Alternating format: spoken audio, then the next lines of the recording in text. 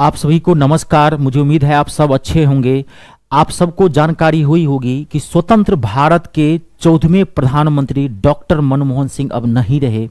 ईश्वर उनकी आत्मा को शांति दे। भारत में ऐसे दो रत्न पैदा हुए जिनका जोड़ा नहीं था, बेजोड़ थे वे, और आधुनिक भारत में उन दोनों महान व्यक्तियों का संपूर्ण योगदान है। आज जो भारत इतना इथला रहा है, चाहे तो परमाणु शक्ति के क्षेत्र में, चाहे आप अर्थव्यवस्था के क्षेत्र में, विकास दर के क्षेत्र में कीजिए, पूरा श्रेय जो है दो व्यक्तित्व को जाता है। पहला व्यक्ति स्वतंत्र भारत के राष्ट्रपति और महान वैज्ञानिक डॉक्टर एपीजे अब्दुल कलाम साहब का। आज भारत जो परमाणु तौर पर सशक्त है और मिसाइल के क्षेत्र में हम इतना इतरा रहे हैं, हम दुनिया के टॉप 10 देश में है, पूरा श्रेय जो है वो मतलब वैज्ञानिक भारत का जन्मदाता कह लीजिए जो है वो एपीजे अब्दुल कलाम साहब को जाता है। अग्नि सीरीज की पूरी मिसाइल न दी, बल्कि भारत को विज्ञान के क्षेत्र में और वैज्ञानिक के क्षेत्र में और परमाणु के क्षेत्र में सर्वोच्च शिखर पर बिठा दिया। और बिल्कुल बहुत गरीब परिवार से थे और सर्वोच्च पद पर आसीन हुए। देखिए, अमीर अमीर बन जाए तो हमें कुछ सीखने को नहीं मिलता है। जब कोई गरीब आदमी जब सर्वोच्च चोटी पर विराजमान होता है तो हमको बहुत कुछ सिखा के जाता है कि आप कितने भी गरीब घर में पैदा क्यों न हो, अगर आप में अपने लक्ष्य के पाने की जुनून हो, जज्बा हो, आप में मतलब अथक प्रयास करने की क्षमता हो, मेहनत करने की क्षमता हो, तो कोई भी बड़ा से बड़ा मुकाम आप हासिल कर सकते हैं। ये दो व्यक्ति थे। दूसरा, मनमोहन सिंह। आधुनिक भारतीय अर्थव्यवस्था का जनक कहा जाता है मनमोहन सिंह को। वो प्रधानमंत्री कम थे, विश्व के जाने माने अर्थशास्त्री थे। तो मैं उनके बारे में आपको एक छोटी सी एक जो है ना बहुत कम वीडियो में आपको मैं संपूर्ण जानकारी दे देता हूं।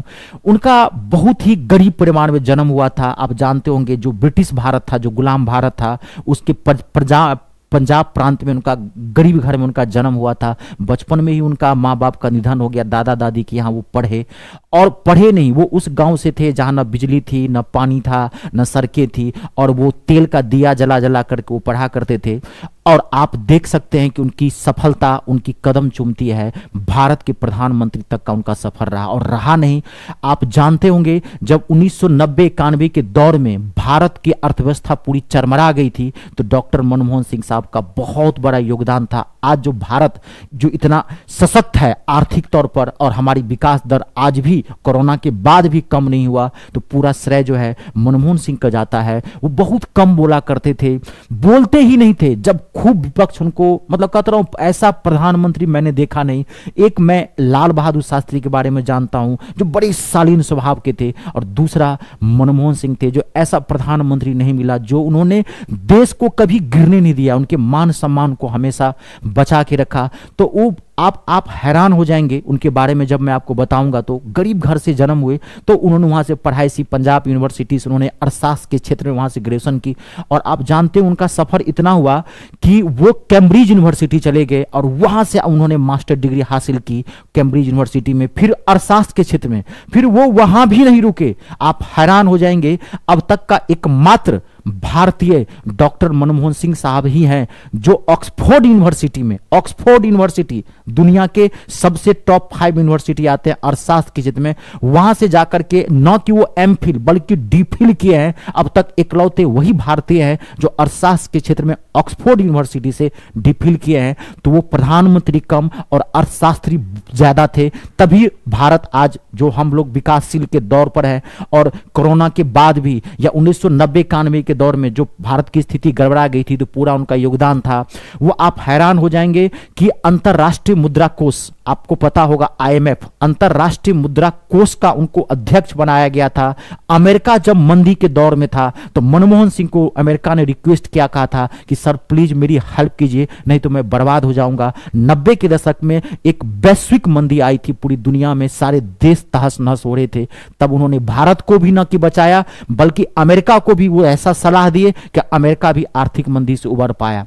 उसके बाद वो फिर RBI के गवर्नर बने, आप जानते होंगे। फिर उसके बाद वो यही नहीं रुके, फिर वो भारत में क्या कहते हैं कि विपक्ष के नेता बने, फिर वो वित्त मंत्री बने, फिर वो 2004 से लेकर के 9 तक, फिर 9 से लेकर के 14 तक, यानी कि 10 साल तक इस गणतंत्र भारत के वो प्रधानमंत्री रहे और उनका कार्यकाल बेजोर रहा। कुछ उनकी आलोचनाएं हुई, कहा जाता था कि बहुत शांत प्रधानमंत्री हैं, दबाव में कोई काम करते हैं। देखो, हर इंसान में अच्छाई और बुराई होती है, लेकिन उनका बुराई से जो ग्राफ था अच्छाई का वो बहुत ज्यादा था। तो हर इंसान का यही होता है कि अगर आप में अच्छाई ज्यादा है तो आप महान हो जाते हैं। ऐसे व्यक्ति हम आपको सिखा के यही जाता है कि जो, देखिए मैं हमेशा यही समझता हूं कि अमीर अगर बनता है वो आपको कुछ नहीं सिखाता है। अगर कोई गरीब घर का छात्र, कोई गरीब घर का बच्चा अगर वो भारत के सर्वोच्च पद पर विराजमान हो जाता है तो वो हमको बहुत कुछ सीखने को मिलता है कि गरीबी कोई मायने नहीं रखती है। आपको अपने लक्ष्य के प्रति एक जज्बा,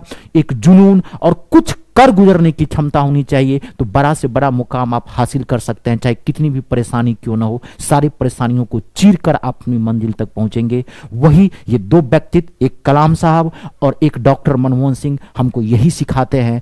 और आज वो हमारे बीच नहीं रहे, 14वें प्रधानमंत्री के तौर पर हमारे बीच उन्होंने राष्ट्र की सेवा की, हम लोगों की सेवा की, गरीबों की सेवा की, हमारा देश को बहुत आगे ले गए। तो हमारी तरफ से उनको सत सत नमन है। ईश्वर उनकी आत्मा को शांति दे और वो जिस वो दैवीय लोक में रहे वहां भी सुख शांति से रहे। हम बस यही ईश्वर से आराधना करते हैं।